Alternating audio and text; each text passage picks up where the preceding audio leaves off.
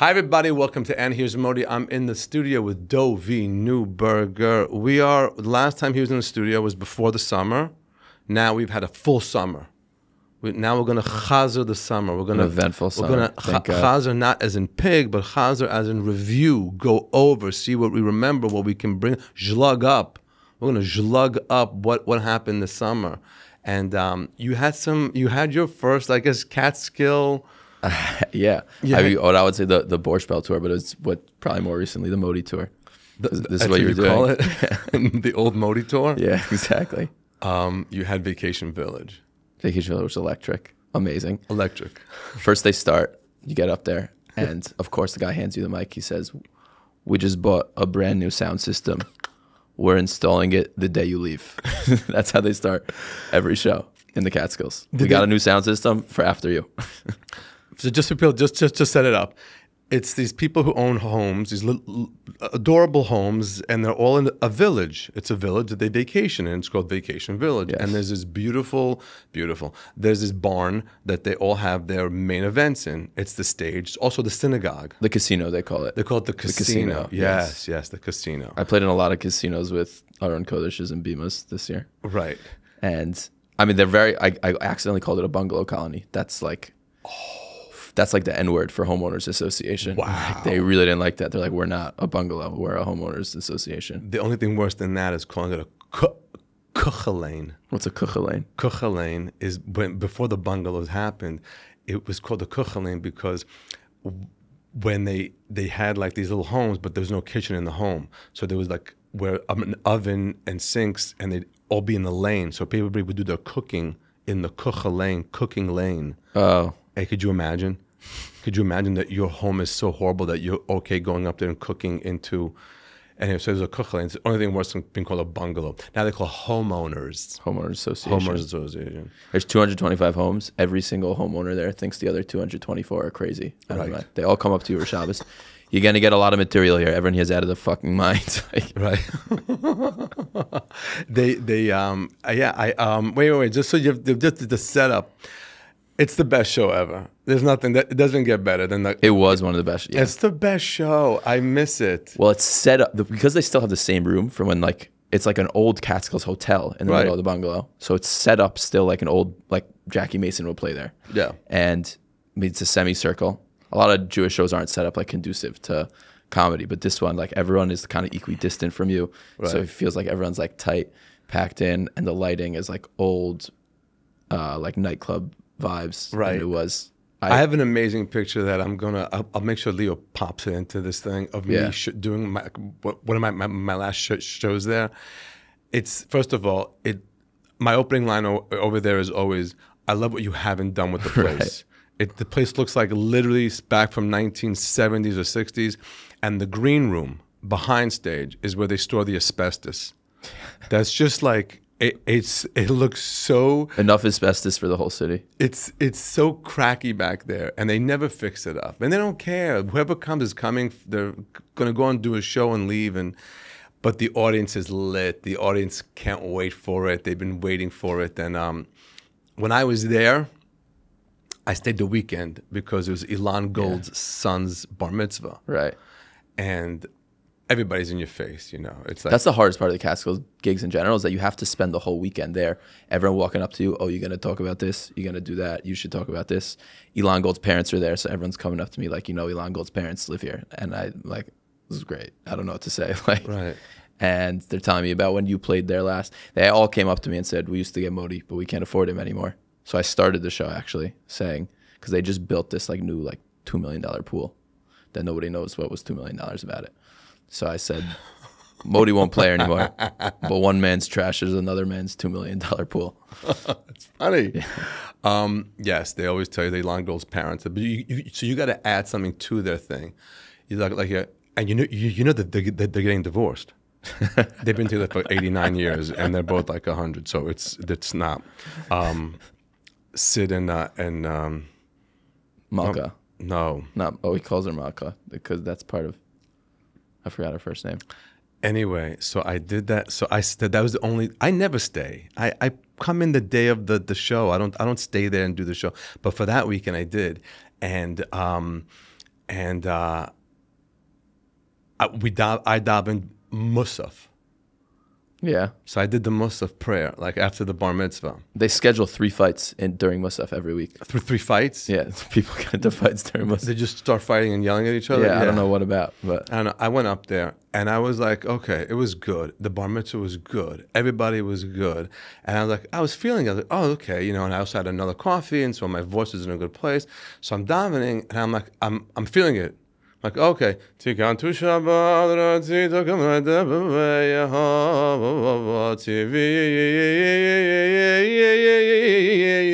gabbai gets in my face and goes, they all walk out at 12. I don't know what you're planning on doing here right now, but at 12 o'clock. And it was, whatever you're up to, it's over. It was like, it was 11:44. He's like, they're going to all walk out. Make sure you get Kedusha in before, because they're going to all walk out on you.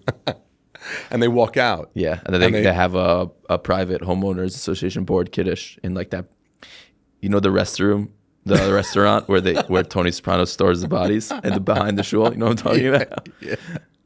But the show is great. That's what I love about it. Like all the making, you're like, you complain about it because it's a bit, and then the green room. But I had to pee in a bottle in the green room because I was so nervous. I literally peed in a bottle. I peed out the window. I was about to pee out the window, but there all these cars with Hasidim passing by. I peed out the window in the green room. Of Vacation Village. Of Vacation Because they don't have a bathroom back there. There's no bathroom back there. So the only other choice is to walk through the lobby, and that's the... What are you going to talk about? We're really excited. Where did you stay? Do you know? I know them. I saw... You did a cameo. I was not... I peed out the window at Vacation Village. There's no bathroom back there. So I got up on a chair to pee out the window, and then I was like, but all these... people are passing by, so I peed in a bottle, but it was the greatest show because everyone was just so into it. They're living for it. Yeah, it's a show that once you get them, you got them. Yeah, they got you. They know that you know that they know that you know that you know that they know. I did an hour 15. Hour 15. Crazy, amazing. And it wasn't like, and I was like alive the whole time. Always. Did you have an opening act? I got lucky because my friend Ami Kozak, who's also a comic, his parents had a place there, and he was staying there. So I just said, like, pop in, do 10, and he did, and he warmed up. Oh, I did not realize how much openers changed the whole game for me. What do you mean? Meaning, like I used to go to, I still do, like, I'll go to, like, a shul will hire me, and I'll do my hour. This past Saturday night, for the first time, I brought an opener, like a kid that he was the head of, like, the comedy club at YU. And I heard him at an open mic. I'm like, you're pretty good. I put him up before me. It sets the whole room, because Jews need to be told that they're at a comedy show. Hilarious. So he set the whole room, and usually the first, let's say 4 to 6 minutes where like they're getting used to like, oh, this is a joke.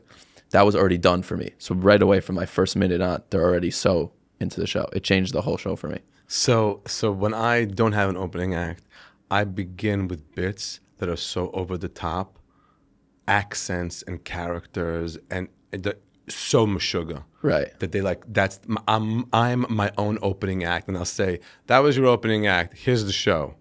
Literally. Yeah, so it's hard for someone who has like my cadence, because like I get there and people are like, oh, this, like, we're supposed to go to sleep now, like this, and my voice, and like your cadence is slow. Very and slow. You don't move, and you just pop it out, but so the funny thing is, you went into the summer doing these shows. Everybody asked me, how's Dov? I said, he's great online. I've never seen his act. I have no idea what he's going to do on stage. I have no idea. But everybody said, we had a great time. We loved you. They got you. They hopped Dovie Neuberger. So I did Vacation Village. I did Moonlight. I did Swan Lake. Swan Lake. So Swan Lake was different because like these bungalow colonies are becoming much more religious. It's like a lot of Hasidim. Whatever. Swan Lake is the last, like, they talk about Hasidim like they're Mexicans crossing the border. They're like, they're coming in here, we can't control them, because that's like old Catskills, like Long Island Jews, much more secular. Yep. And that was also a really fun show. They have like the casino, this tiny little room with a band. Yeah. The same band that they booked 50 years ago hasn't left, just lives there. Moonlight's the one that has like it's like the gold. Moonlight is literally just a shul. They write you a check from the nonprofit shul. Okay. With the gold, which one is the gold? Maybe I did that one also. It was one. It's like everybody's really, really, really old, and I walked in there to do the show. This is probably 10 years ago. I brought Leo with me, and Leo came in shorts. So you can't come into the casino with shorts in the evening.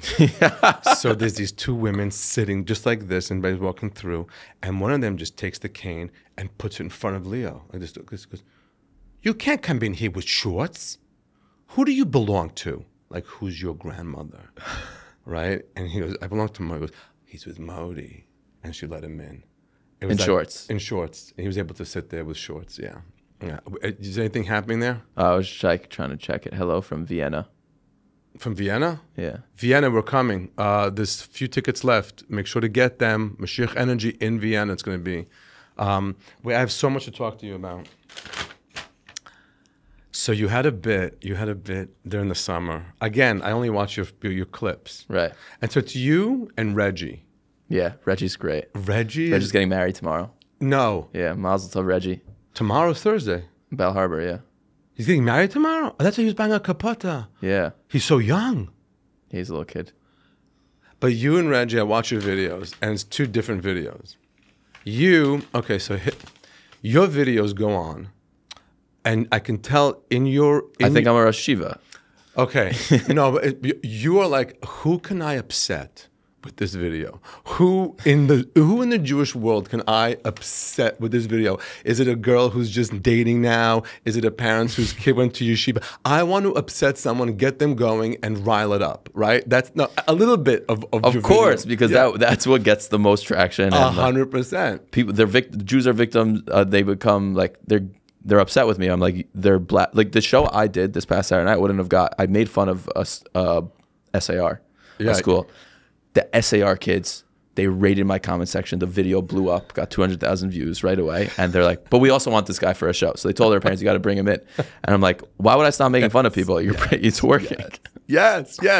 So your videos go up and you're like, who can I upset? Get them angry, fighting with each other online. Reggie puts up these videos and he has the energy like, this is the video that's going to bring Mashiach. Yeah. This one is going to, like, everybody's going to unite around this video about not having a blanket in yeshiva, whatever the video is about, and that's going to bring Mashiach. And it probably would have brought Mashiach if I wasn't pushing Mashiach away with mine. It's all bringing Mashiach. I did a video for his mom, for Reggie's mom had a birthday, and he goes, my mom is a bigger fan of you than me. Yeah. Please make a video for her. And he showed me that she's like watching it. She's one of like 13 kids or 14 kids, and he's one of 10. Yeah. So I used to have this bit that I used to do about, because I once had dinner with this family that had 17 kids, and I'm like, when you have 17 kids, it's different than when you have 2 or 3. 2 or 3, if the kid's out of line, the father comes in, hey, what's going on? Can we figure this out? Do you need a tutor? Do you want to just, hey, I want to work this way. If you're one of 17, the dad comes in, hey, what's your name? Like, a tutor, a job. You're going to get a job. I have 16 other kids. I don't need you. Like, it's a different vibe. And she was loving that video, and it was so good. One of your videos was about the sleepaway camp, the visiting day. Yeah, the prank or talking about divorced dads or? The divorced dad was very funny. Okay. Very, very funny. So that upset a couple divorced people. Most divorced people actually appreciate it. I got a lot of messages from like, how do you know my ex? You literally made a video about my ex-husband. A lot of those. Everybody thinks we're talking about them. Yeah. They don't understand that they are just a bigger group of people. There's one character you left out that I love. It's the chassid. He grew up as a chassid. He grew up in one of 84 kids. Right. He had the pillbox hat. You know what the pillbox hat is? Yeah. Yeah. He grew up in Williamsburg or Borough Park, whatever, and made money. Cash advance. Cash advance, nursing homes, something. Consulting. His consulting. Yeah. His consulting, and he made money. And the wife's like, we are getting out of this.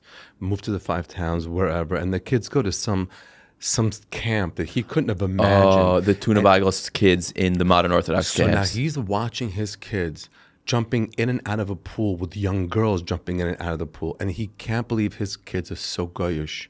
He went to yeshiva. He went to a day camp where they sat and learned for 8 hours of Gemara, and then they let him run with a ball for 2 minutes. Yeah. Now he's looking at his kid. He's like, "Who is this guy that came from me and my wife?"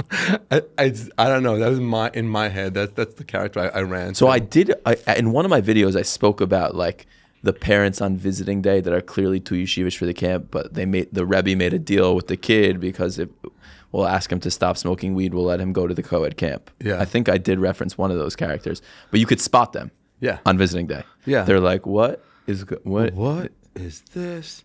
And they have the white polo shirt with the undershirt sticking out underneath. Close to the top like this. Yeah. But you know what they're thinking? They're thinking, how is my son so gayish and how come I couldn't do this? That's what they're really thinking. Yeah, I wish I could have done this. Yeah. I really wish I could have done this. I love there's like always one ice cream store upstate that on visiting day, nobody can understand why they can't accommodate 5,000 people because it's built for Tawahaki County in New York. And they're like, there's always, and it's like they open a window. I remember they open a window to give your order and another window to get the ice cream out.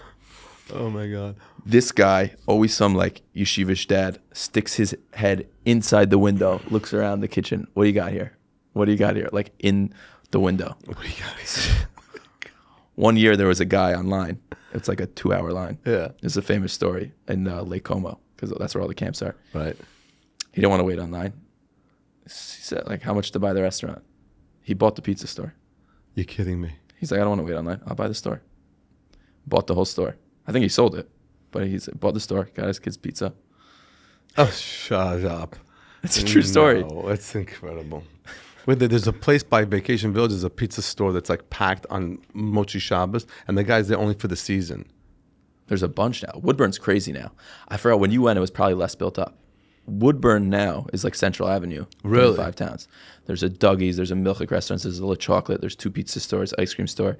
They have the Hasidic butcher truck, which has this song. Wow. Fleischmeat, whatever. They have shoe stores. I got harassed in Woodburn. Crazy. Because I love like being recognized and I love You love it. But I over the summer I had some interactions where I was like, maybe I don't like all of it. What? Well, like Woodburn. Let me hear the interactions. Well, it's just like what do they say to you? Like 16-year-old yeshivish kids on drugs and wife beaters. Like, yo, you think you're funny? You think you're when like I don't know. I grew up like kind of in between two worlds. But modern kids, when they're not so frum, they're not thuggy.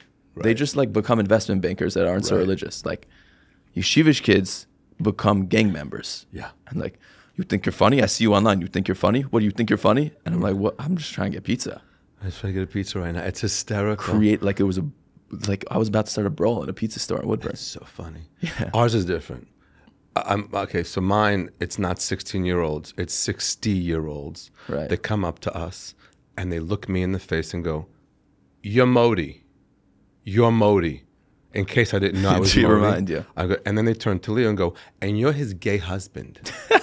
You're his gay husband. And they say it in a way as if like I wouldn't be gay except for the fact that I married a gay guy. Well, I do tell people that you're not gay. You're just married to a man. I'm just married to a man. But you're not really gay. No, I'm gay associate. I'm affiliated gay. Yeah. And like they look at Leo and go, "You're his gay husband."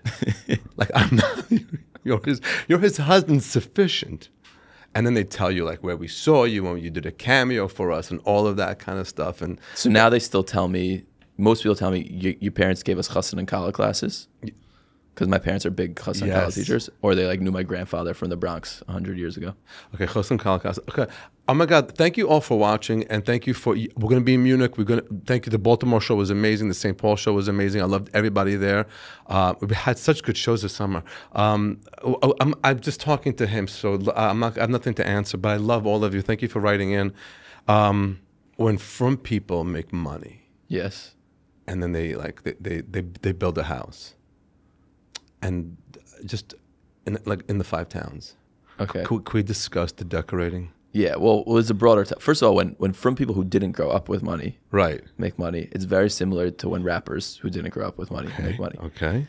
They don't know exactly where to spend it, so they just wear it in chains and their posses and I think it's a very similar phenomenon. I'm talking about money. Not like, okay, there's the people that grew up in Borough Park and Flatbush, and they made some money, so then everything's Gucci and Fendi and Everything. The only people in the world that wear Ferragamo slides horrible are nursing home managers and cashiers. Because only someone who would walk into the Ferragamo store and say, now I have money, I need everything Ferragamo. Like, no, it makes sense that you Ferragamo belt, Ferragamo shoes, that's what people on Wall Street wear. But I need Ferragamo underwear, I need Ferragamo toothbrush, I need Ferragamo slides. Everything. And that belt's just, but like, so my friend got a place in the Five Towns. He's a Flatbush guy, and he just bought a place in the Five Towns because for weekends. He wants to do Shabbos in the Five Towns instead of being in Flatbush.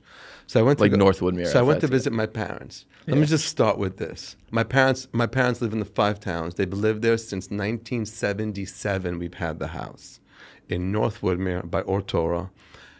And when I grew up there, it wasn't Borough Park. Yeah. It was a real place. It was just. And it was like a nice little young Israel, and that was it on Peninsula Boulevard. And the cheese store was still the cheese store. Yeah. And there was a kosher place. You know, I do Jewish comedy shows in the cheese store now because it's kosher now. You're kidding. That's where I do club shows there. It's probably a great show. Amazing. Because it's a tiny room and I put 115 people in it. Could you invite me to those shows? Anytime you want to do. Oh my God, I love those shows. Anyway, so the Five Towns was not that. I went to visit my parents. My father hit his foot on the stair. It's fine. Didn't break anything, but just got a bang. So I'm like, okay, we need to go to the Rebbe's grave. Okay. That's the first place my head goes. And check all the mezuzahs in the house. so hold on. So I'll get to it in a minute. I take my parents to the Rebbe's grave, which is in the Five Towns, it's 12-minute drive to the Rebbe's grave. How people don't just go there all the time is beyond me. And then I went to this restaurant that they go to. They go to this restaurant called Xaga. I don't know how to pronounce it. Xaga. I don't know how to pronounce it. Okay. It's next to Wall's Bakery, an amazing bakery, not kosher, but like kosher. Where is this? I don't even know these places. In Hewlett. Oh, Hewlett. In Hewlett. Hewlett's the last Goyish Jewish part of the Five Towns still. Emes. And it's right by the Trader Joe's. So my parents go, I go, where do you want to go? There's this Domash, Mama, whatever. No, we don't go there. We go to Zaga. And it's this restaurant that has everything you could imagine in the world. There's sushi, there's regular food, there's Italian food, there's pizza, there's everything. And it looks like Boca and Fort Lauderdale, a restaurant together. Neon, and everybody working in there is Asian. And everybody in there is the average age deceased. It's like a nursing home eating place. And my parents walk in, they're they're the owner. That's where they eat 3 times a week. 3 times a week? 3 times a week they're there. Okay. They have a lunch with their friends in this, and then they come alone on that, and my mother doesn't want to cook on this, so they go there. And it's sushi. They get sushi. They get tuna. They're not eating meat there. But they're so rude to the people because they're old. My parents are in their 80s. Sweetheart. And my father does that thing where he still grabs the waiter. The waiter? Yeah, my dad's 90. He grabs the waiter to get the attention. No problem. Totally. And Leo says to me things like, you can never do that. You understand that, right? To me, because he knows I'm on that track. No, but there's an age where you're allowed to do it at. That's what I said.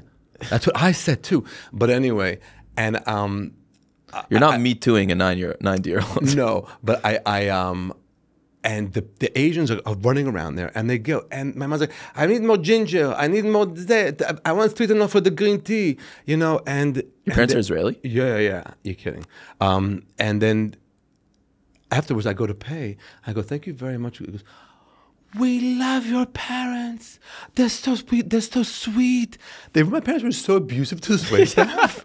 They were but they know everything. The woman comes, she knows exactly how my mom wants her rice and my mom is not looking for those fancy kosher restaurants and sitting in front of some steak. This is exactly where we were with them in the Five Towns. But I went to go visit my friend who built the house.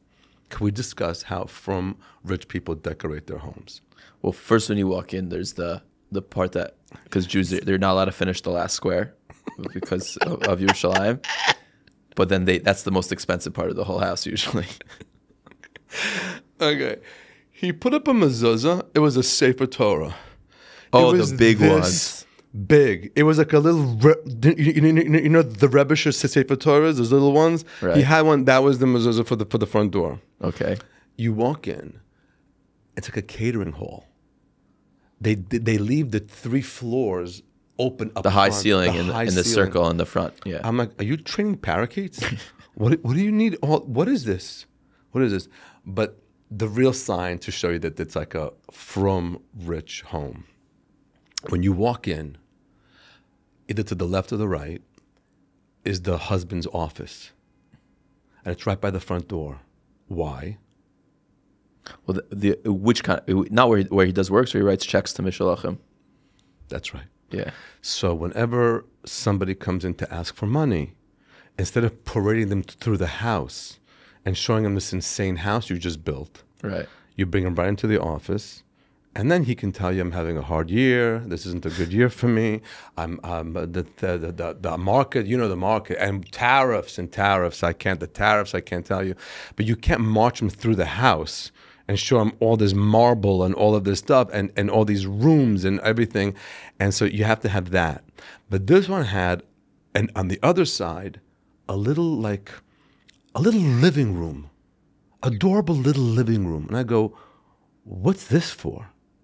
He goes, the mechatenisters, the potential mechatenisters. Well, there's one room in every house in towns that you're not allowed to sit in. It's just for the mechatanim when they come to talk about money for the wedding. That's exactly what it is. Yeah, that's the only function I didn't realize that existed. If you have 5 kids, use it, God willing, 5 times. God willing, 5 times. But Statistically, sometimes it might be 10 times. If every kid has somebody that you might be getting married to them, right, and you meet them and like, no, you're not marrying these parents. You're not marrying into this family.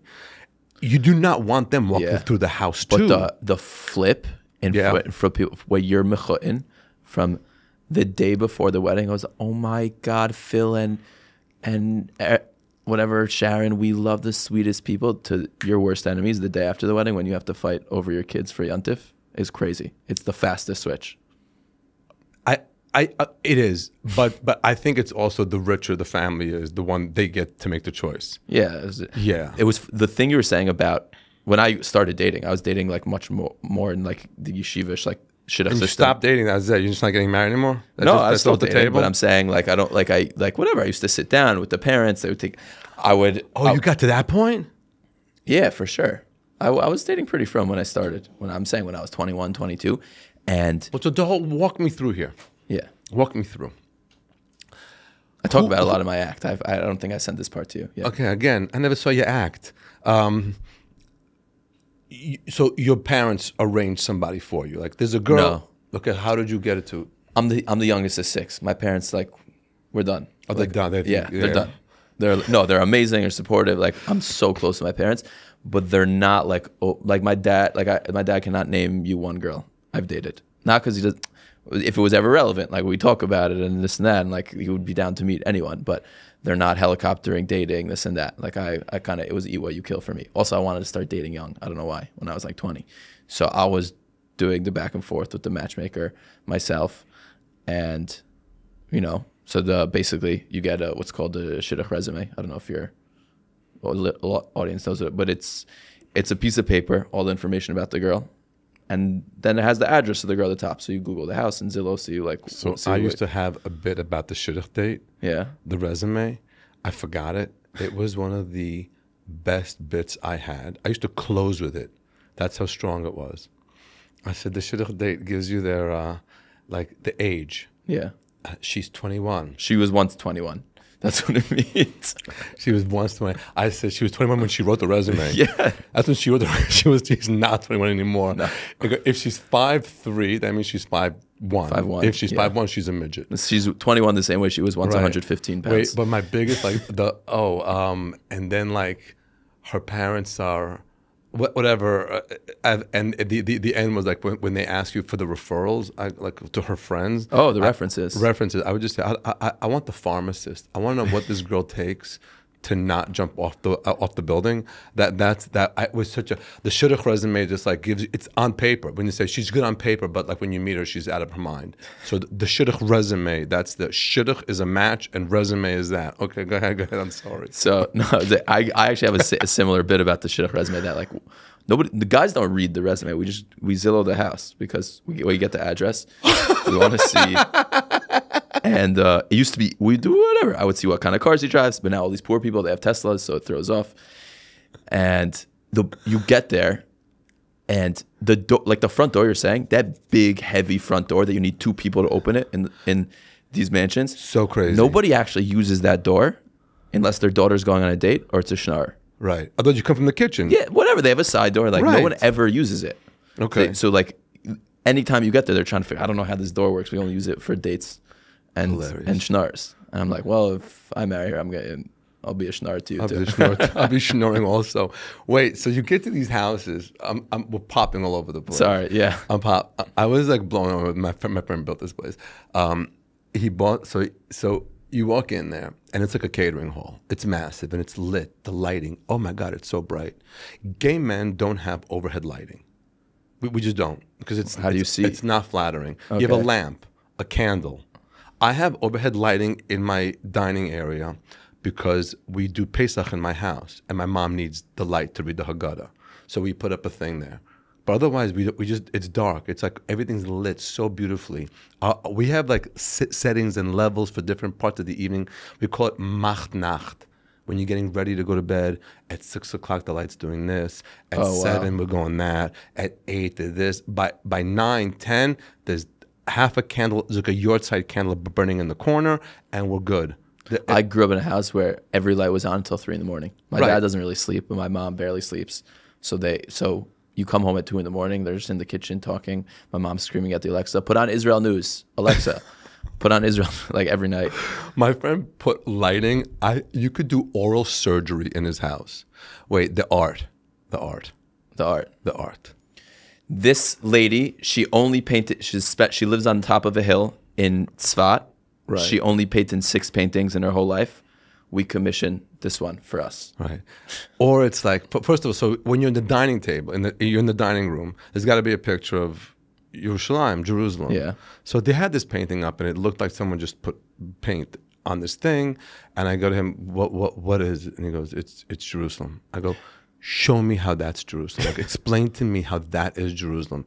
So there's this gold slashes in the middle with a cross of the gold slashes. And I go, that's the Kotel? That's the Western Wall? He goes, yeah. I go, you hate this painting. He goes, what? You know that they're not into their art because they're like, do you like it? Do you like it? We like it. It's an art. We were in the gallery and we figured, and and it was like, so we got it. And then, the best is Chabad. If you're in a Chabad home, there's a massive picture of the Rebbe in the dining room, and that's it. That energy's in the dining room, Rebbe, period. So what the fancy Litvish homes, so, I mean, not Litvish, but what I find hilarious is they'll have the mural, the $80,000 mural. They'll have the washing station in the dining room. And then they have a picture of Reb Shai Karastir. This is to keep the mice away. Yes. I'm like, you live in an $8 million mansion with a heated driveway. There's no mice. You don't need Reb Shai. There are no mice here. You always need that. If you put it up, you won't have. If you don't, you it's all a connection, Dovie. Hold on one second. I had so much more with me. The art. Wait. So I said to him, where's the number on the house? He goes, it's that. They didn't put up here. There's no numbers on their homes.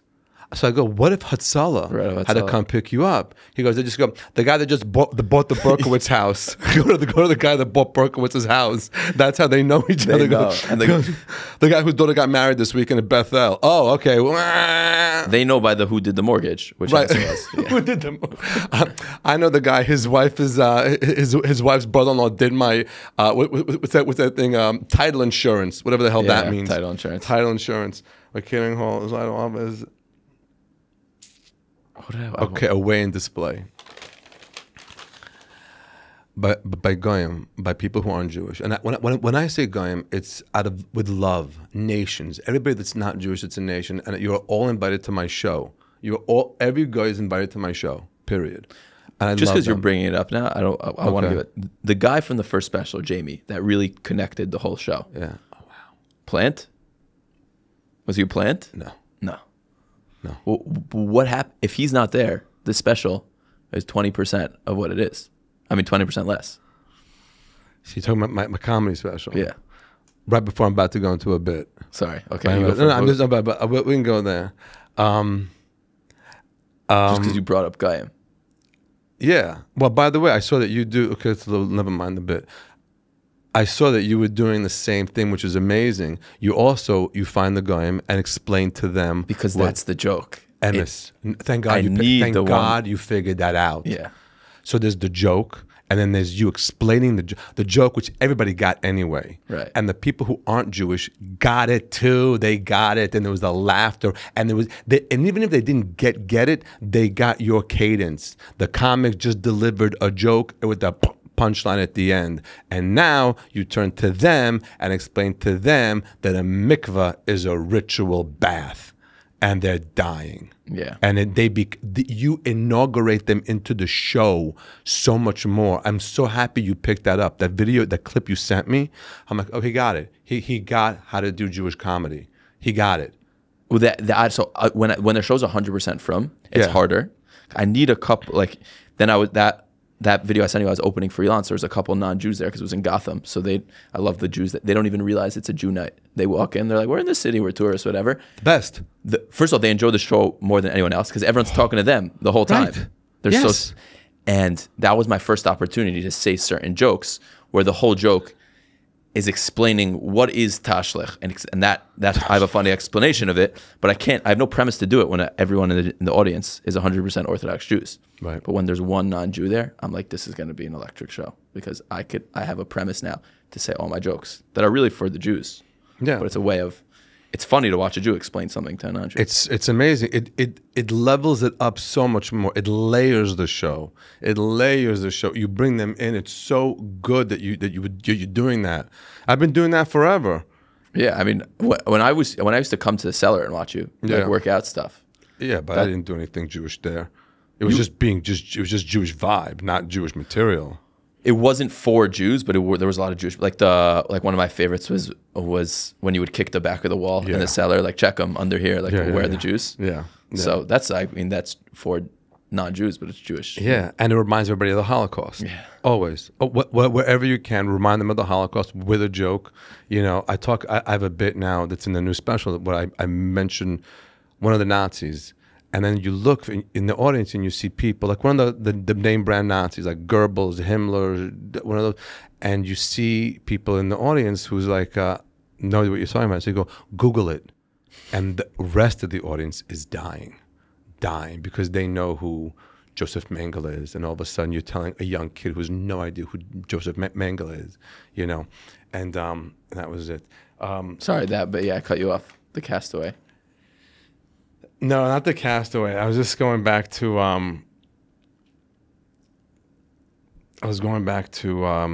By the way, this is going to air before Yontif. Before Rosh Hashanah. Oh, my least favorite. I hate high holidays. Stop. Terrible relationship with them. Because I don't really subscribe to New Age Hashem loves you no matter what Judaism. So I'm just like, put me under in like a light coma from the beginning of El till after Yom Kippur, and you're kidding me. I get so anxious and I can't. Why? Because I don't know. I hate the concept of being judged. I'm like an old school. I'm only 29, but I'm like in the body of like a 75-year-old like mashgiach. Oh, you from poor Russia. thing. You've been crazed. You're crazy. Are you crazy? These days are unbelievable. These are the most amazing days. No, it's Yom Kippur. Awful. Yom Kippur, you know what Yom Kippur is? It's Satan's day off. That's how you have to view it. Don't think of it as the day of judgment, the day I have to beg for forgiveness. It's Satan. Satan has one day off, and there's one day that he is celebrated. That's Tisha B'Av. That's his day of reigning. So both of those days we do things like fasting, and we fast and we don't wear leather shoes, leather soles, so we can connect to the earth. This is too much for you, I could tell already. But that's Satan. So even if you don't go to shul, just have a moment where like, this is Satan's day off. So like, oh, thank you, God, and just like connect to God directly, connect to Mashiach energy directly. It's Satan's day off. Yom Kippur is the most amazing day ever. Oh, I can't. I actually like Tisha B'Av, but I love Yom Kippur, and I used to do the Kol Nidre services. That was the only one I would do because it's in the evening. My voice isn't. I've already eaten. I'm good. There's no there's no 9 a.m. shachris, or musaf with no food in me, and the nusach. Are you a nusach guy? You're into. Wow, am I a nusach guy? Wow, I can't even explain to you how much I love nusach. When it's good, Ashkenazi nusach. I don't know what the Sepharis are doing, but they've been doing it for 3 months. They're in slichas for 3 months. They've begun their yontif already for 6 months ago. I love this. You know how there's the classic joke that because Sephardim are allowed to eat chametz on Pesach and do all these things, they have to say extra slichos. Eat chametz on Pesach. Whatever, but I watch I don't like slichos. I watch these Sephardi slichos, these supermodels that are on at the Kotel. I'm like, I would go to this. They're like, Sephardi slichos is a vibe. It's like they go straight from the club to the slichos. Right. I love I don't. It's not my jam. Oh my gosh. Not there at the wall. I watch these videos. They hit notes that no Ashkenazi guy can hit a note. Helfgott could not hit these notes.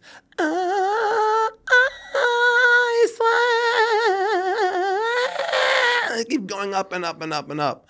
I like a regular slichus. I like 2 slichus. Slichus is a service that's right before the high holidays. It means forgiveness. Yeah. And so I like the Ashkenazi old school. Okay. The old school chazan does that slichus. It's, I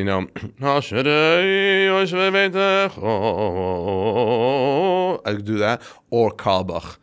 Yehuda Green is I love both of those, and you only need one night. Okay, you don't need to do 12 nights.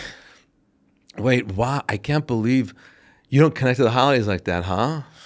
I just don't. Like I was saying, like this when I see Sephardi slichos and I see Omer Adam and everyone's like dancing. Yeah, it's like a I don't know what they're saying. I'm like, I didn't know this was an option. Like slichos in my mind is that old European chazan, like hunched over, like, oh, every sin I did the whole year, and like that's how I don't know. That's what it is. Yeah, I love the old chazan, but I love the cantors that yell and whisper. That's they're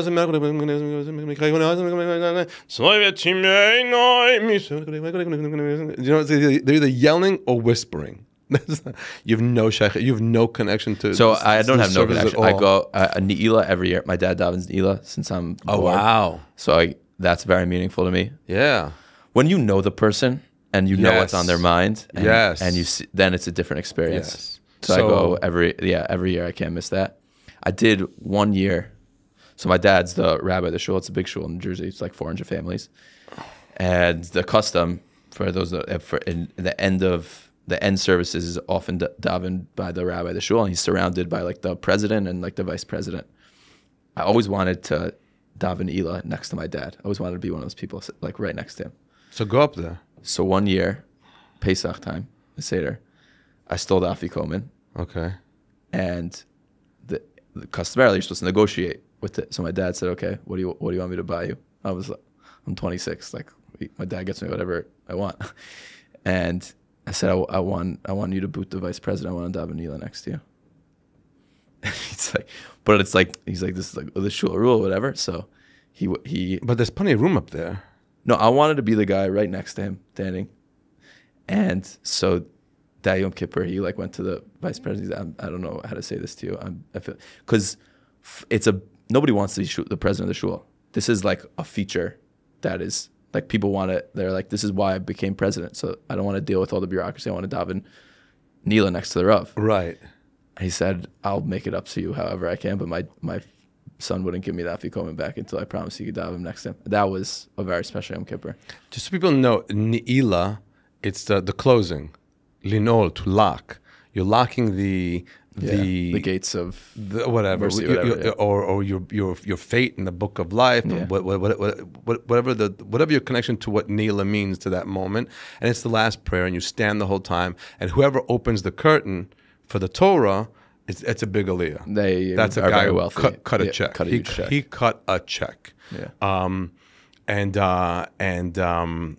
And it's a hard. It's so funny because it's like an entire nusach that doesn't exist. It's like in the other, and it's very similar to Yontif. It goes, ta ni na na na na na na na na hoy na na ni na na na na na. And now people are gonna write in. That's from Tfilatal. Yeah, because it's Tfilatal, and the prayer for rain and the prayer for dew that has that same thing, but just a little bit different. I forgot that it's so stuck in my head though. Like I'll be in the shower and I'll belt out Neila because it's like your earliest stuff. That like like. Yeah, this thing goes. You have to understand, in my apartment, it's Leo walking around and me just screaming all day long. So I just, if some song comes in my head, some nusach, some piece of, I am just belting it out. Always. My older roommates all hated me for that. There's do you know the singer Naftali Kempa? Yeah. So he repopularized a big part of that like Shari Shamayim song. So it's that one that every How's kid. How's it go? The Shari Shamayim Bisa. You know the ones everyone's singing now? Such an amazing song. Amazing song. That's from Neila. Yeah, I know where it's from. Thank you very much. I wasn't sure where that was from. Thank you. Thank God you're here today. Not invited back.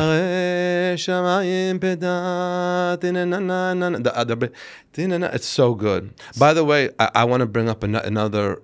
We did not talk about Mashiach yet. Okay, sorry. So that's not a good thing. Okay.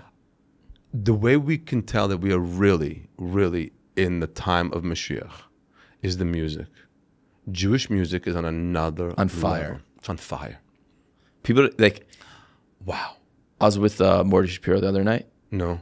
And I think he like kind of brought it, Jewish music, to what it is today, because he was the first like real pop star celebrity. Really? He could hold a crowd, and like was the really one that like could Bruno Mars a concert with just like Jewish songs. Yeah. And he has an album with Freilich Orchestra, one of the like Tuna Orchestra. Yeah. And they put out like their best wedding hits. Yes. When I jog. Oh, that's all I listen to. I pretend I'm at my wedding. I don't know what I'm going to listen to after my wedding. And I go through my whole first and second dance. Like first I'm going to dance to my dad. That's this song. Then my shver, whoever he is. And then that's what I'm listening to. And it's so good. So by the way, anybody listening to this, if you're on a treadmill, bored out of your mind, you go into the Jewish music. Shlomi Daskal. Yes. Shlomi Dance with Daskal. Oh my God. Yes. I could do an hour and a half on that music. There's one called Beats, Beats. It's like a black and red. I forgot the name of the artist, and I feel horrible because I know the guy. He's a good. I have ADHD, so my brain doesn't get the names. It doesn't come together. Beats. It's called Beats. It's Hasidic music, and he bam, bam, bam, bam, bam, bam, and you just go, and you're on the treadmill. I'm singing in full volume at Equinox, and I see Leo working out and goes, "Shut up." Like that's Jewish music is on another level and on another level. And the Dovie Neuberger of Jewish music is a guy who's been on the podcast. Mendy Tversky. I was with him yesterday. We just shot a video together. You did? Yeah. Mashiach energy. I look at you that. And Mendy Tversky are doing a video together. Mashiach's coming tomorrow. He's here. Wait. What was He's the video? so talented. He's so young. He's the Elvis Presley of our day. So we were trying to do a carpool karaoke, but his songs, you know Yiddish. I don't know Yiddish. Right? Yeah. So he's trying to teach me these raps in Yiddish, and I say them. And I'm like, this is a different level. He's so talented. So talented. I'm telling you, you're a keli, you're a vessel for a gift. God put this gift in Mendy Tversky. Happens to be the kid looks great. Yeah. He does he has the payas on the He has payas with no payas. He has big payas with no like no sideburns. Right. So it's on the fade. Yeah. It's on the fade. He puts the payas, and the music is insane. Yeah. And he did a concert in Jerusalem. I was plugging out. People go see him. He's and great. On another level too. And everyone listens to him there. He was telling me because it's hard. It's challenging for him. He has a lot of rules. Like I don't really have any rules to play by. Like people come to my show, they don't. There's like a VAD in Israel who decides whose music gets played and who doesn't, and you have to play by their rules. You can't sing about certain things. You can't so. And then there's... But he's pretty universal there. Like he's for Haredi. He's a for... He knows his audience. Amen. He knows his audience, and he nails it. And people who aren't, like... I turned my agent onto him. And he's not Jewish. It's just a great beat. Right. And the songs have a really good meaning too. And he's constantly working, and he's got all this whole crew and team with him. And Ricky Rose. So she told me about Ricky. I don't know her so much. Ricky Rose is just... she's like the Schwesters? She's like the Schwesters, but she's, again, it's a gift that God put into a vessel. Here's Ricky Rose. Here's a gift that God gave you. Every time you say that, makes me think of like, you know those gvirs? Sorry, wealthy, that say like, you ask them what they do, and they say, I don't do, I'm just a kli to be Mekabel, the shefa of the Ribono Shalom. I'm just a vessel to receive. And I'm like, I'm a vessel too. Where's my shefa? Yeah. It's when you're sitting with a billionaire and you ask them, so what do you do? And they go, what do you do for a living? He goes, I'm more worried about giving away my money rather than making money. I'm right here. I'm like, I can relieve all that worry for you. I can take all that worry away from you. Speaking of vessel, of a gift of God, we went to go see the Gaga show. Okay. Yeah, we were just talking about this before. I'm going to talk about that with Leo, because we have to, at one point,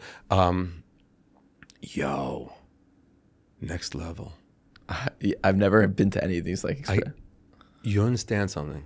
So this is how my head thing. We had amazing seats. Live Nation gave us 2 free tickets and let us buy a whole bunch of tickets. So we brought all of Leo's sisters in from wherever they were. And you're doing the Jackie Mason cheshboning, $100 a ticket, 50,000 seats. No, I was doing a different cheshbon. I was doing a different. Okay, so like, my cheshbon is there's a theater of 500, 800, 1,200, 2,000. That's like what my head works. The Garden's 15,000 seats. 20,000. 20,000. Oh, because they take out. So I'm sitting there, and I'm looking at a section, and before the show, I'm counting the rows and over. I go, that's a 500 seat theater. That's in that plus that is 800 seats, and then there's an entire arena still left. Like I'm doing that in Monaco. I'm doing that in San Francisco. I'm doing that little area. Right. And she's doing this 20, and she sold out 4 nights, and she's adding more shows, and it's, wow. It blows your mind away. And so I posted the Mayhem concert is Mashiach energy. And of course, anybody that was there was like, 100%, it was total Mashiach energy. And like 3 people. And those are the 3 that got right under Leo's skin. Like, how can you say it's Mashiach energy, it's Kol Isha, and it's the woman's voice, and it's not Jewish music, and you've never been to a Jewish concert? Are you insane? 20,000 people in the same harmony and vibe, and therefore and celebrating this gift of God. It doesn't get more Mashiach energy than that. This was the night after Tate McRae at the Garden. That's where everyone like under 19 was. And then it was Gaga the next night, I think. Yeah. Yeah. I get those DMs where people totally miss what I'm saying. Yes. Like I just posted a stitch, like a reaction video. This Asian lady was in one of these Jews for Jesus church, and she was singing Haftorah. She says the bracha, and it cuts to me, and she says the bracha, and she goes Amen, and it cuts to me, and I'm like, you're really not supposed to answer Amen to your own bracha, which is like an inside baseball Orthodox joke, and it's hilarious because like, for the people I'm talking to, also women don't read from the Torah. Like it was, but everyone like started texting me as if like I didn't. You're like, technically, there's a lot more halachic problems with that. Oh, if I ever want interaction, when I quote something from the Bible, even if from the Torah, even if I know where it's from, I'll see a different place where it's from, and they just all start sending me. It's Deuteronomy 13:5, and it's da-da-da-da, and they just they can't wait to get that in there. Yeah. The reason we can hang here, not the reason we can hang here, but one of the reasons that we hang here, and there's Mashiach energy involved in us chilling together, is in part thanks. That was a horrible entrance. God, that was awful. We just want to thank Whites in Luxembourg because we spoke about Vacation Village, where they keep all the asbestos behind the stage, and that asbestos keeps Whites in Luxembourg in business and helps us sponsor the podcast here. So if you do have asbestos, either bring it to Vacation Village, but call Whites in Luxembourg because they could probably get you a check. too. Okay, A&H Provisions, best And kosher, A&H. black kosher food. No, give them a... A&H Provisions. You know A&H. Yeah, of course. A&H Provisions. If you ever go to a baseball game and you hear all the Jews, you should eat the kosher hot dogs. They're a lot cleaner. I don't know if that's true. I never tried a non-kosher hot dog. But everyone likes kosher hot dogs. A&H Provisions. What is A&H.com? Kosherdogs.net. Use code 30%. Your first order, use code MODI. For 30% off your first order. 30% and off if your you first want to go on a tour of the factory, Seth will take you. He's so proud of his tour factory. of a hot dogs. He said to me, he You'll goes, never eat another hot dog. He says to me, he said when he became my sponsor, he says to me, and I want you to come see the factory and see how amazing it is. I go, I promise you that is the deal breaker. I am not going to a kosher, but people go. The deal with the me merch eating a is hot good. dog is that nobody tells. I hate the guys that when I'm about to eat a hot dog, I like with the mustard underneath the sauerkraut. No. And then there's always one like vegan girl like, do you know it's just all the extra fat and garbage from the rest of the animal? They just put it in the hot dog. I'm like, that's what makes it delicious. Don't tell me. No, you have to. So you're moving that moment because you turn and go. Nobody likes you. That's how you enter that, and let them simmer on that. Let them simmer on that.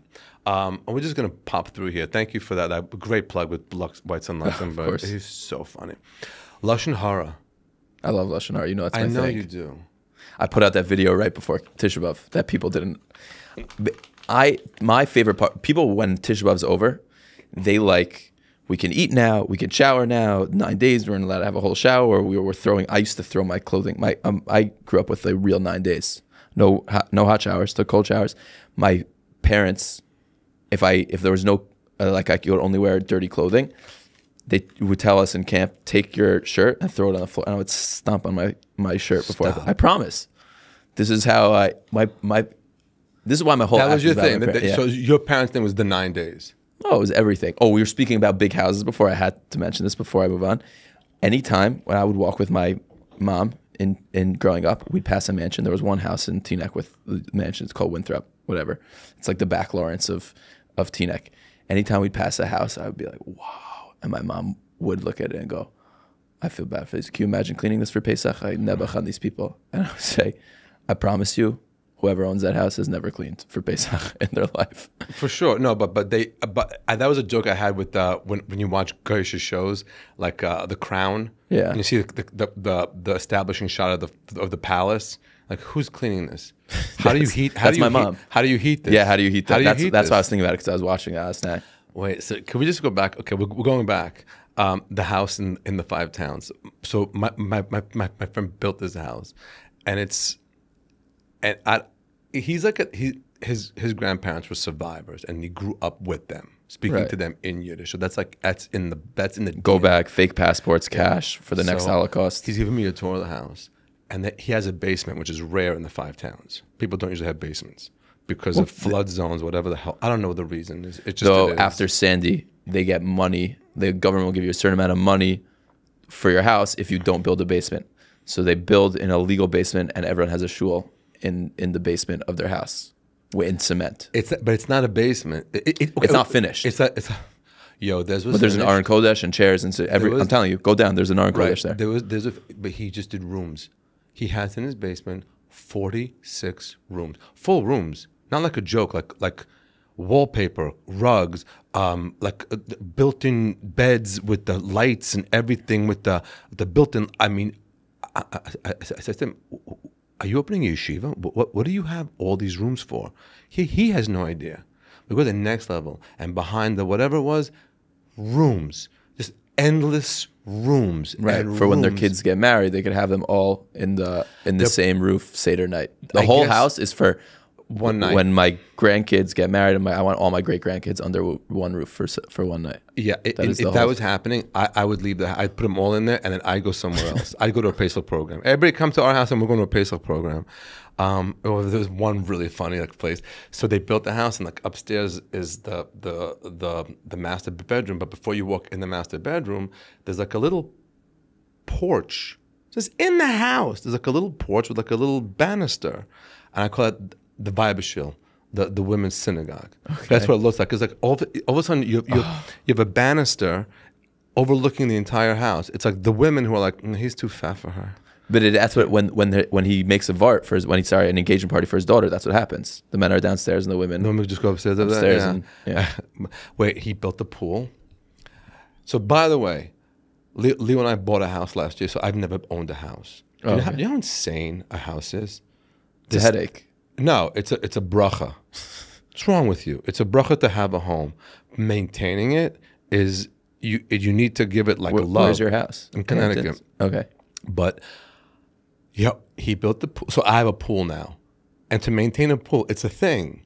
Hey, we have to shock the water. We have to, the guy comes in, we're going to... little urinal cubes every day or something. No, he's got there are those little... No, it's like a little... Anyway, he has an acre. I think he bought the backyard of the neighbor behind him to build this pool. The pool looks like any one of those dating shows, whether The Bachelorette or whatever, and like it's lights, and he's got the lights on this phone making this thing go up and down, and you can literally you can call aliens from the lighting from this pool. Yeah, and you walk walk in. Waterfall. No, it has within it. He has the jacuzzi. So the pool itself, so the pool itself is 120 degrees, and then the hot tub is 190 degrees. No, he's not going into a cold pool. He's not going into. And you know how much it costs to heat a pool? Leo and I got the bill, and it's never off. It's heated 365 never days. off. And so I walk in the back, and his daughters are there. So I go, "Oh, your daughters are there. We shouldn't go back there." The daughters are in full long sleeve, long dress in the pool, like it was Schwimmkleid. Schwimmkleider. You don't know Yiddish, huh? I don't know. Is that on your resume? Does not know Yiddish? Is that on the resume? He does not know Yiddish. Conversational Yiddish, like Hasidic Yiddish, is like what Yiddish is, and then there's like I grew up in a family where Yiddish was like learning Yiddish. It was like very Litvish Yiddish, like Yiddish. Like my brothers all went to yeshiva where they heard shir in Yiddish, right. And so it's not Yiddish that makes sense to anyone who's speaking Yiddish on the street. Right. No, the best way to learn Yiddish, sit with a Chabad guy and the Rebbe Sichas. The Rebbe's, it's the best Yiddish. How do you learn Yiddish? That's how you learn Yiddish. And we had it in the house with the grandparents, and then I went to BU, and out of nowhere, and my grades were horrible. I was the worst student, and it was a miracle I got into BU. It's much harder to get in there now, but they had a Yiddish class. I took that nonstop and it helped my grades because I had and the teacher loved me and I learned grammar and stuff like that. But then you learn the Rebbe Sichas, and that's the best way to learn Yiddish. But hold on, okay. So what else did I have? You were saying something about the royal family. Oh, we were talking about that before.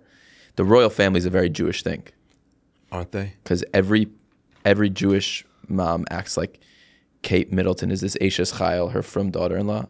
And Meghan Markle is like the shiksa that married in. Right. I have this fight with my mom all the time because guys like Meghan Markle more because she's hot. And she's hot. Crazy little. Yeah, crazy. I think Kate Middleton's much hotter. She's prettier. She's not hotter. She's so elegant and so She's regal. That's what I'm saying. A Jewish mother would love her more. We were at a dinner one night and someone just yelled that if you had to be a woman, what woman would it be? I go, Kate Middleton.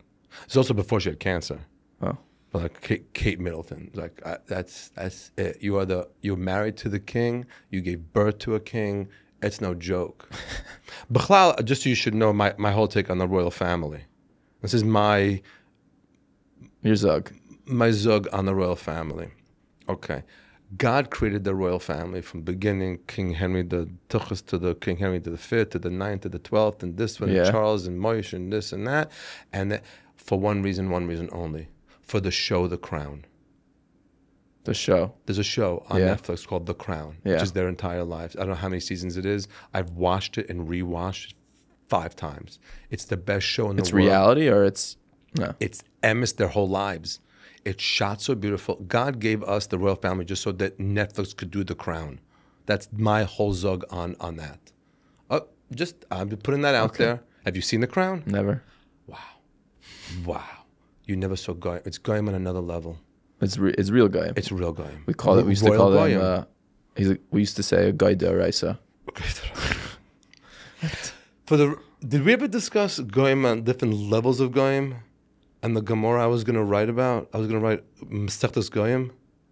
No, we never discussed it. But there is there's 100%. Not all. There's all Goyim. There's ones that wash their car on Saturday. That's that's the top level.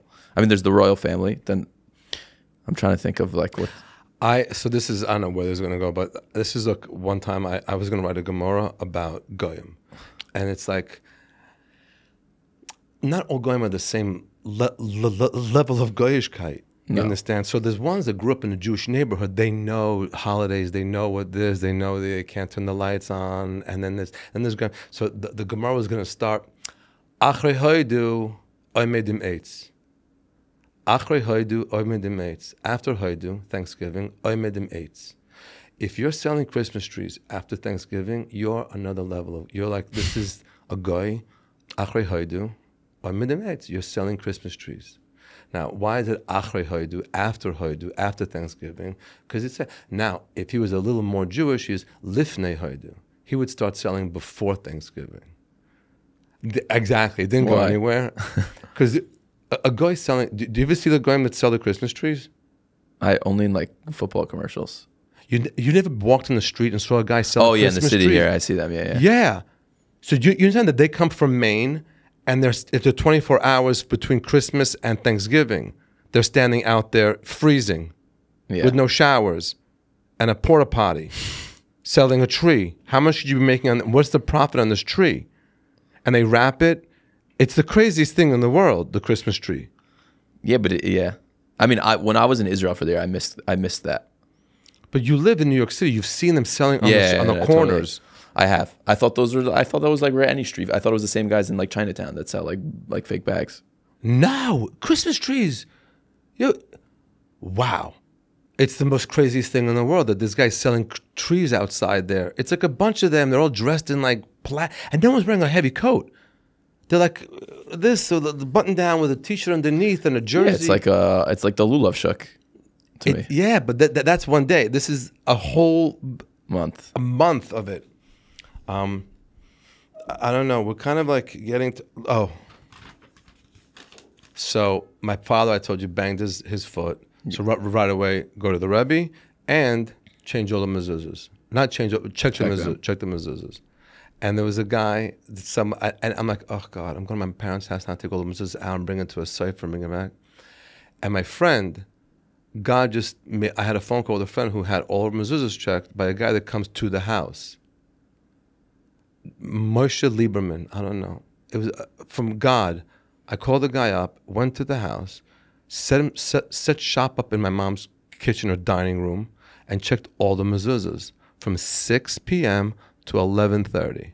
Okay. There's the two Orthodox guys sitting in my mother's house they have X-ray machines and they have all kinds of. It's an insane thing. It's so amazing. No, check your mezuzahs. If I can take it away from this, check your mezuzahs. It's a thing. The one time I checked my tefillin in my life, my father just got back from Israel. Yeah. And we're not really big like Mikubal people, but someone had taken him to Mikubal, and he was giving the Mikubal all the names of like his kids. Yeah. And he said something I was going through at the time. I think he something to do with like Yishuv Adas, which just means I have like a lot I'm an anxious person. So he's like, he would love to just feel more settled. So Makubal told him to. Makubal is a guy that's a Kabbalist, a Kabbalist, somebody who's well versed in the mystical teachings of the religion. So the Makubal said to you. So he said, tell Dovie to get his tefillin checked. Yes. So my tefillin came back fine. The sofer I gave the bag to tefillin. He said his tefillin are fine. The problem is you're not supposed to keep anything in the bag with the tefillin. No. But if I don't want to lose something, I put it with my tefillin. If I have something I cannot lose. What kind of crap did you have in there? I had one thing there. I had a card with my Dor Yesharim number on it. Do you know what Dor Yesharim is? Dor Yesharim is the Hasidic organization that when you start dating, they test your blood for what carriers. But if you lose that card, you have to go back and get you can never get it back. It's an old system. You call a number. They also it's a Hasidic system. They don't tell you what you're a carrier for, anything.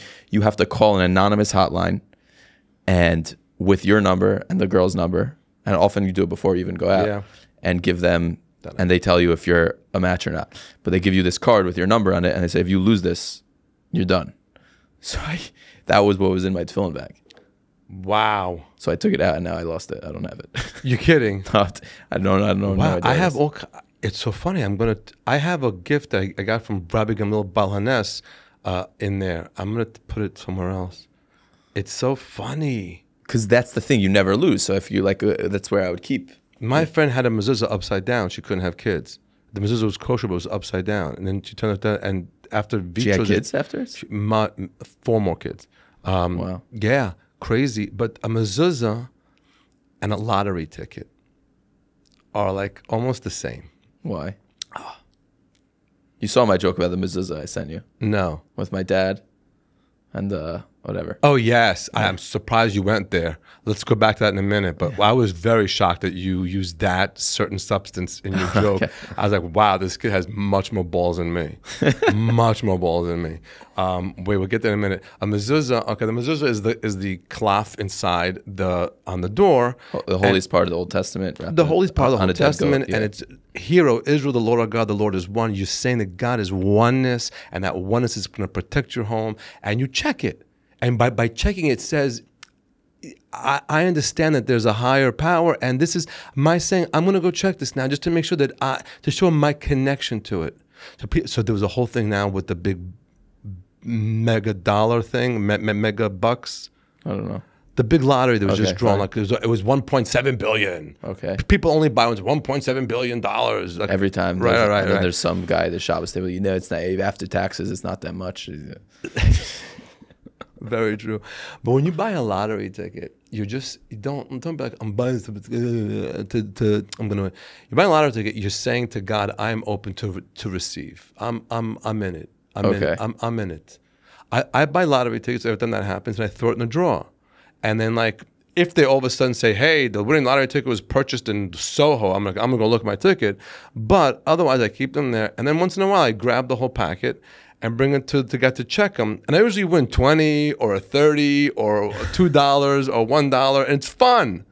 But it just says to God, like, I'm open to it. You know, there's a joke, a big old joke about the rabbi that asks to win the lottery. No, which one? There's a rabbi begging God to win the lottery. Please let me win the lottery. I'll rebuild the synagogue. I'll give money to the orphans, and I'll feed all the families, and Shabbos will be free for everybody, and doesn't win. Next week again, begs and Beethoven, to let me win this lottery. I need the money. I'll just do chesed and love for everything. Nothing, doesn't win. Third week again. And then by the third week, I can't believe I didn't win. And God turns to him and goes, help me out. Buy a ticket. It's one of the oldest jokes, but it's a winning lottery ticket. Yeah, joke. it's the mezuzah thing. That joke. Yeah. The way I send, I'm never able to say it that way because set them up, let them know what you're talking about. But I have this joke where I'm the concept is explaining like the fights you get with your parents as you get older, and it's about my dad coming to tell me that my mezuzah it's too low. It should really be higher. And I say, okay, but the mezuzah is full of cocaine. And when I said it there, because there was a non-Jew there, I was able to give the prelude to it, where I said, let me explain to it. A mezuzah is. We take the holiest part of the Old Testament and we take a dead goat skin and we write it on and we wrap it up and then we put it on the door and it provides protection in the whole Jewish house. And then I turn to the guy and I go, it doesn't always work. I'm sure you've been watching the news. Hilarious. But I never get to say that way unless there's a non-Jew there. A non-Jew in the room, yeah. Right? You can also take to the Jews. It obviously doesn't work because we've seen. But usually people say, because if you have a clear mezuzah, it looks like a joint. Yeah, there. That's how I thought of the joke. Right, and I would say that, but to use the word cocaine, is a very strong word. I found strong. It's like boom. Like people always say, and I've even spoken to you about it. Like, there's no reason to curse. You don't need to be dirty, and like, of course, there are comedians that are successful without it. The joke I sent you, like, there's a joke in there where I say where the punchline is have sex with, I think. And it gets a mega laugh when I say it like that. I've done it, and from our audience, I say sleep with or hook up with. It's just not the same. It has to really. It just punches a different way. Right. So there's certain words that people like in their brains they react to, and that's hilarious. Right. So cocaine's much funnier than weed. I have a joke about the neighbor upstairs, and I go, I've been banging him for 3 weeks. I've tried everything else. Yeah, and that was the best one. The F word is too shocking and dirty for them.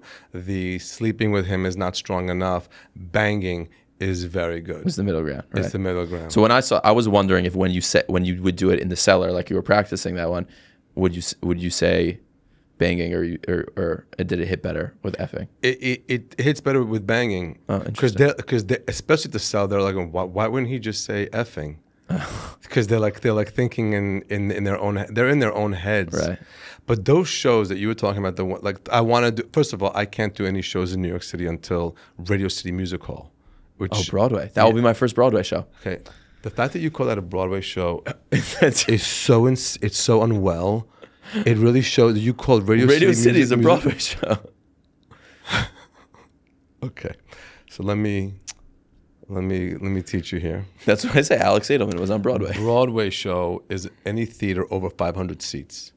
It's called a Broadway show. If it's smaller, it's an off-Broadway show. If it's even smaller than that, it's an off-Broadway show. Radio City Music Hall is an arena. It's 6,500 people. On Broadway. It's not on Broadway. It's on 6th and between 5th and 6th. The Broadway district is over a bit more, yeah.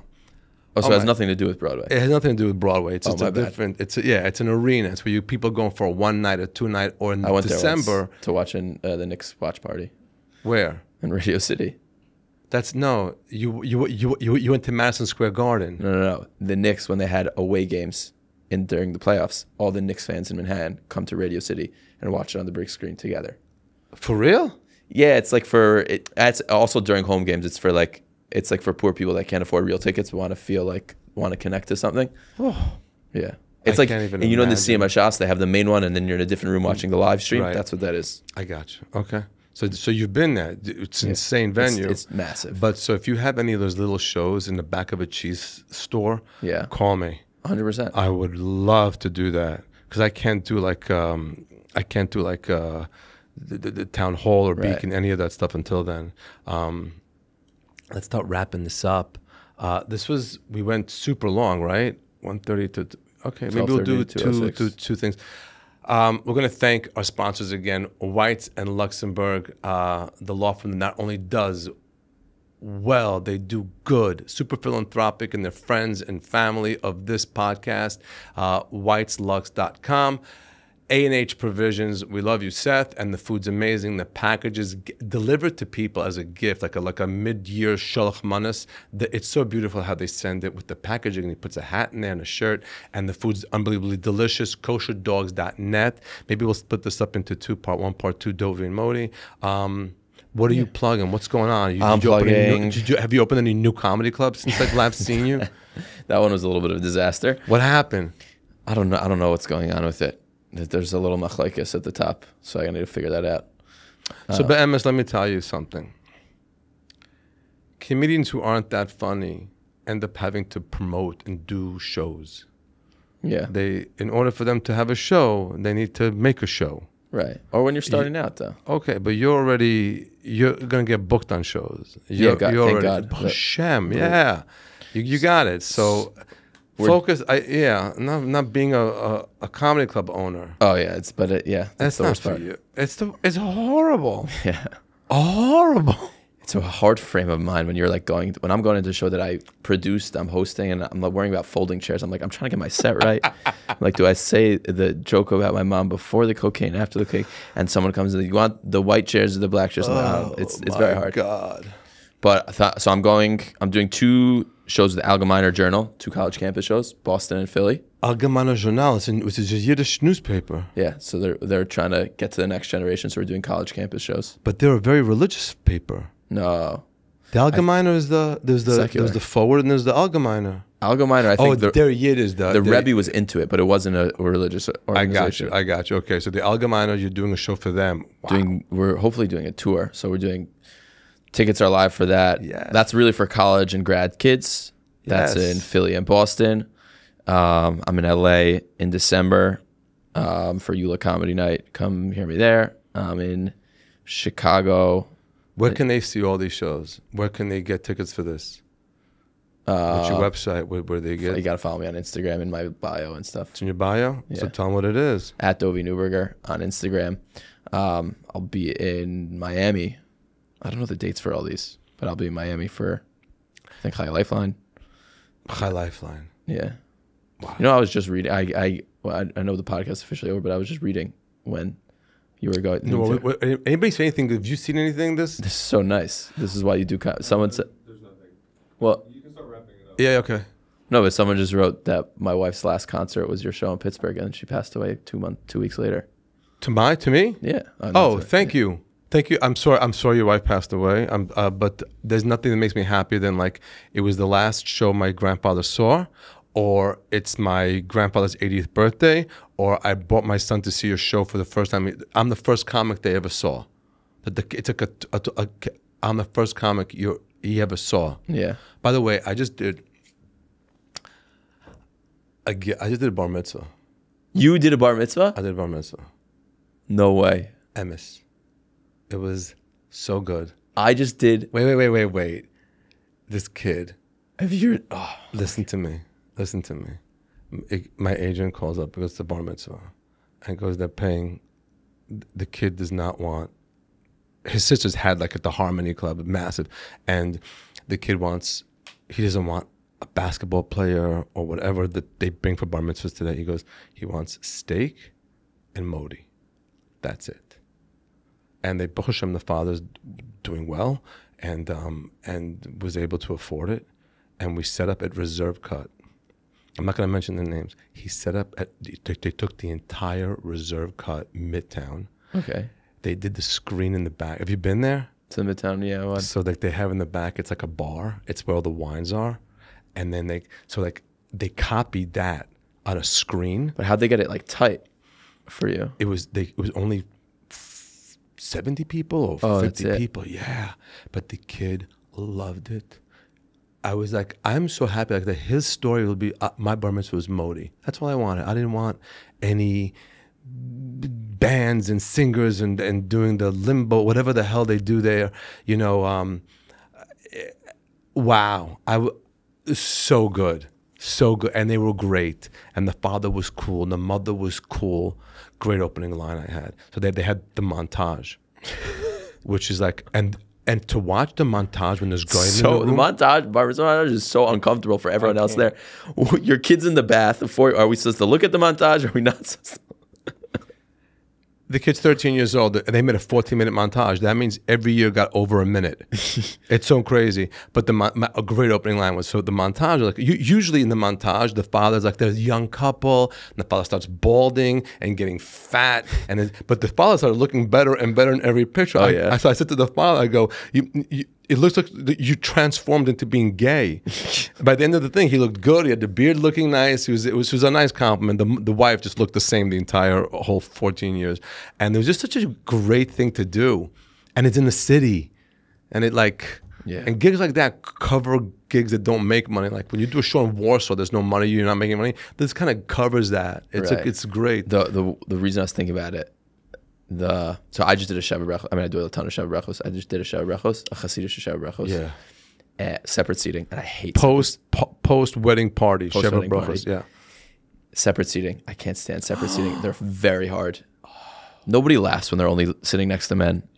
This gig was actually very good, but I got there and the guy starts explaining to me what you told me, right? He starts explaining. Well, the Chassan and Kala, the father has a company and she works there. So we invited a few of the employees that are going to be there also. So it's not all, and I'm like, it's a Sheva Brachos, but you need to write it off so it's a holiday party. And he's like, yeah, how'd you know? I'm like, Modi told me. 100%. That's my favorite gig. And by the way, when you do a show into split audience, so you're supposed to angle, don't look, they say to you in Yiddish, Kik nicht rein der Augen dabei b'shishil. Don't look in the eyes of the women. Don't deliver a joke to a woman's eyes. You know what I'm saying? That's what he says to you. But it wasn't such like you said, they all get there, like, we're not so religious. We're not that religious. I'm not that from. But it's... it's so good. You can work off of the back and forth. And I say to the men, the women are dying. None of you are getting these jokes. And they love that kind of stuff. There was one man sitting with the women's section, Lahachis. Yeah. So what's your deal? He's like, I'm gay. Did he really say that? No. Yeah. Okay, we're wrapping this up. I am on tour. I cannot. This summer has been amazing. If this goes on before, first of all, if this goes on before Yom Kippur, Rosh Hashanah, everybody have an amazing holiday. Mashiach energy, whatever you do something. Just like do something to celebrate it. 6th Street Synagogue, my shul. Go online if you need a place to go. It's amazing. We're having dinner on the 22nd. I'll be there. I'll probably daven even that night. Shout out Gav Bellino. Shout out to Gav Bellino, Mashiach Energy Rabbi. And then what? It's Arshadchen, I think. Gav Bellino. Is he? I think he was the first one to show you a video of mine. Maybe. I'll take, yeah, sure. I'm on tour. There's a lot of private shows coming on before, which don't involve anybody that's not listening to this. But then we are in Vancouver, Seattle, San Francisco. We have Atlanta shooting. We're shooting a special. I think there's 1 or 2, 3, 5 tickets left on December 10th and 11th. And then there's other shows happening. So just go online, modilive.com. Be the friend that brings the friends to the comedy show. Those of you who have the Mashiach Energy hat, I just ordered a new one for myself just so it's nice and crisp and doesn't have the sunburntness on it and the sunscreen all over it. The merch store is up. There's some new things Leo put in there. modilive.com for everything. Thank you, Leo, for organizing this. And I'm sorry we didn't read anybody. Oh, Brian Gross, I'm here. Oh, my God. Okay. Brian, he's one of your joke testers. He's the guy right? whose house we're talking about. Oh, okay. He's the guy, literally the guy whose house we're talking about right now. Which is a gorgeous house. It's a gorgeous house. Well, he never invited me. Brian, I'm coming for Shabbos. Okay, so he'll bring you there. He'll bring you for Shabbos and he'll go tell a joke. Goodbye, everybody. We love you. Thank you all very much. Thank you.